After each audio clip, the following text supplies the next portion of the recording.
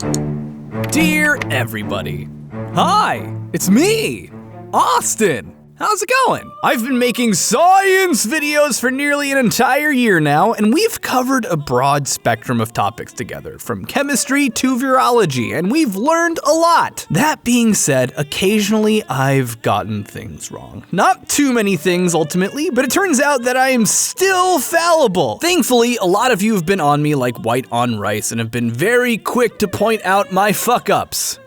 Very quick. Like, too quick. Assholes. Anyway, I have a baby coming any day now, and I'm wrapped up trying to get things ready for their delivery, and I've been wanting to address some of these mistakes and correct them, so that's what I'm doing. I'm gonna address every major fuck up I've made. Well, not every single one. Today we're gonna be looking at every lie I've ever told you in my Fallout videos, since I've done a veritable assload of videos on Fallout. Are you ready? I'm ready. Let's get this bitch started. Let's start with the beginning. The very first video I did ranting about video game science that made no goddamn sense. The laser rifles in Fallout 4. Specifically, I griped about there being recoil as photons and light don't have mass, therefore they don't have kinetic energy. Now this isn't strictly true. Light and photons don't have mass. I guarantee you that there will be people in the comments of this very video trying to argue that they do, but they don't. And while they don't have mass, they do in fact have momentum, which is exactly how solar sails work. We actually have a pretty beautiful formula to depict how much energy a photon has, believe it or not. It's this. This formula, E meaning energy, equals the square root of mass squared times c to the fourth plus p squared, which is momentum, times c squared, c being the universal constant for the speed of light in a vacuum. Does this formula look kinda familiar? It should, because it's the full version of the formula people like to trot out whenever they try to argue that light has mass. E equals mc squared. E equals mc squared is a reduction of this full version of the formula for objects with mass that aren't moving. They have a momentum of 0, which cuts out this second part, and the square root reduces it to, ta-da! E equals mc squared, which is incidentally the exact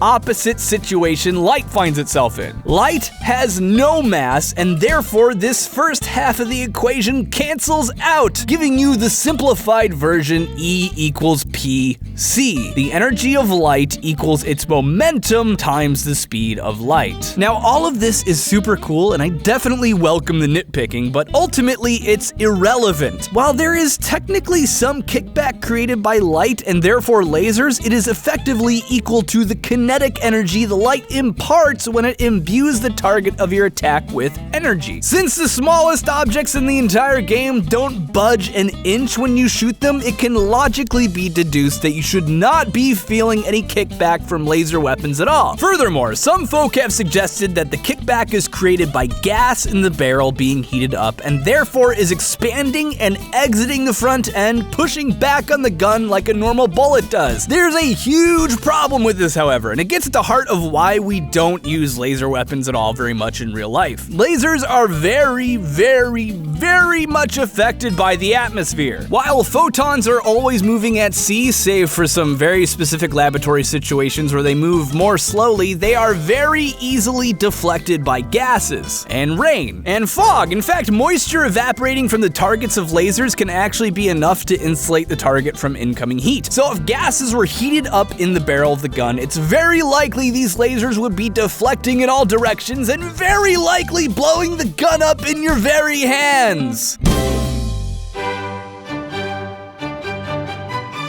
This is a bit of a small one, but in the Glowing Sea episode, I conflate nuclear fusion and nuclear fission reactors like they both have the same effects when it comes to nuclear fallout. Nope.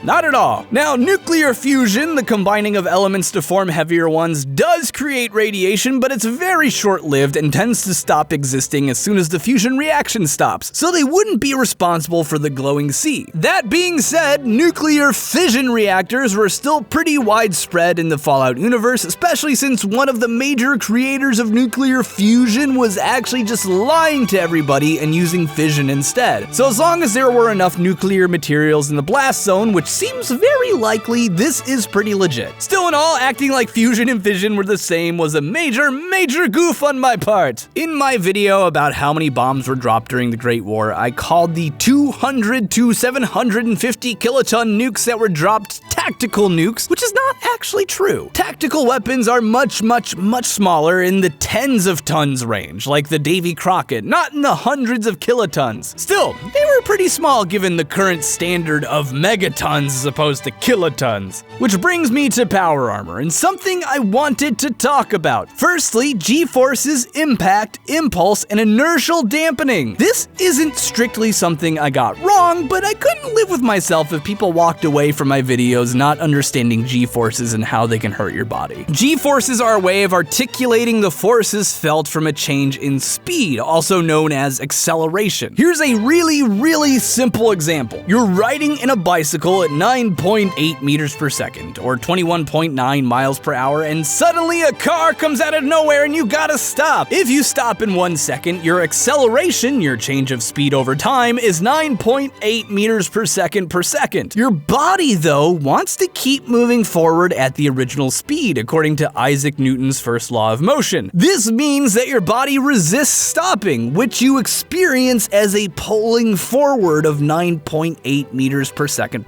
Incidentally, 9.8 meters per second squared is the same rate of acceleration you feel from the Earth's gravity, which is why we measure this acceleration force in G's. It makes it really easy to communicate the power of the forces you're experiencing. Now, G-forces and gravity are one of the reasons falling is incredibly dangerous, and let's go over why. First, we gotta talk about impact versus impulse, which is something I touched on a bit in my Mirror's Edge video, but nobody freaking watched that one, so I might as well go over it again. Impact, for the sake of simplicity, is the force experienced from a sudden acceleration, or deceleration in this case, and it's a variable of impulse. Impulse is the total amount of force you will experience for the entirety of a deceleration. A really overly simplified way of looking at it that will piss off more than a few physics majors is that impulse is the force of the impact times the time of the deceleration. In a fall, the amount of impulse you'll experience by the time your speed reaches 0 miles per hour on the ground will always be the same no matter what, but you can reduce the amount of impact you experience by increasing the time it takes for you to slow down. Impulse is measured from the moment your feet hit the ground to the instant your center of gravity stops moving downward. Parkour practitioners utilize this knowledge to fall from heights that can be potentially fatal with minimal to no damage by using the parkour roll, which vastly increases the amount of time they spend decelerating by allowing their center of gravity to move further down than if they were just landing normally on their feet. For instance, if I fall from a mere 2 meters high, I hit the ground in less than a second later at a speed of over 6 meters per second, or over 20 miles per hour. If you land flat and stop in just 1/10 of a second, your body and legs experience 6 G's of force, meaning that my body would, for that 1/10 of a second, be crushing my joints with the force of over 300 kilograms or 800 pounds. If I slow my descent by rolling though, even if it's just to half a second versus 1/10, the G-forces I experience drop dramatically to just over 1 G. This is a huge reduction in force experience with little perceivable time added, and the overall impulse I experience remains constant throughout. Why do we need to know this? Because knowing this, we can prove unequivocally that someone wearing power armor, no matter what is inside it, is fucking dead. Power armor in Fallout 4 is capable of withstanding drop speeds of over 110 meters per second. Now, I don't have my original notes anywhere that I can find, so I don't know why I said the original total impact would be 366 Gs. By my new calculations, it's more around the 112 Gs, so I may have messed up originally. So what if there were inertial dampeners in the suit that slowed you down? Taken as a given that you're traveling at 110 meters per second when you hit the ground, and the exterior of the suit slows you down in 1/10 of a second, and there is at best 12.7 centimeters of cushioning inside the suit, how much does this save us? Actually, amazingly, 12.7 centimeters of cushioning plus the hydraulics of the power armor would greatly reduce the force you experience down from 112 Gs to 34 Gs. Humans have survived more than this, so we're good, right?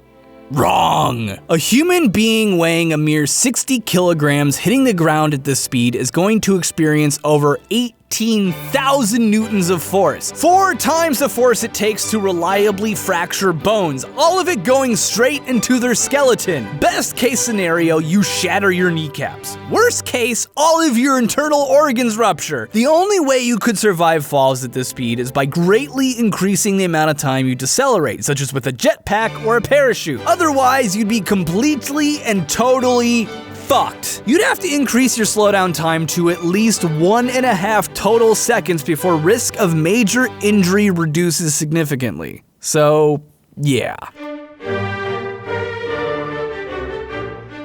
Which brings me at last to my final major error in my Fallout videos, and I'll be honest with you, it's a big one. This was a major fuck up on my part. So this happened during my mini nuke episode of Fallout 4. All of my conceptual stuff in the video is 100% on point until I bring up Albert Einstein. I am such a fool! You see, E = mc squared only works as a way to calculate energy if you use delta M, which means change in mass. E = mc squared when calculating the energy of massive objects at rest accounts for the total energy the object has if you were to transform all of it into energy at 100% efficiency. Nuclear bombs don't 100% transform into energy. What happens is that atoms split into lighter elements and release the difference as energy. Now, in my math for the episode, I did eyeball it by using an efficiency multiplier of 25%, but my whole methodology was wrong. So, let's look at this a different way, using things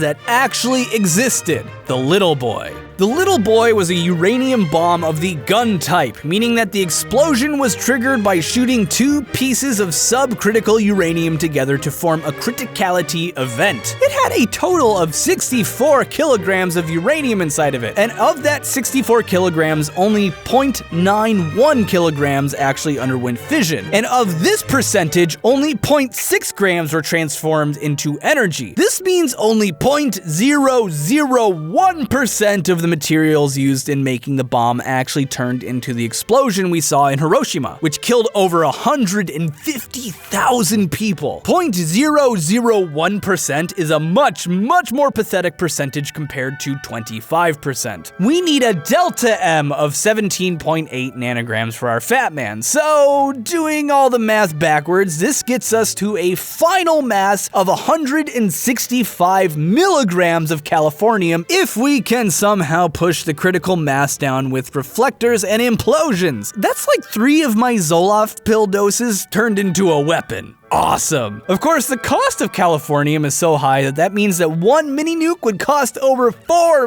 million. Damn it! That's a hell of a lot more expensive than 500 caps. Sincerely, Austin.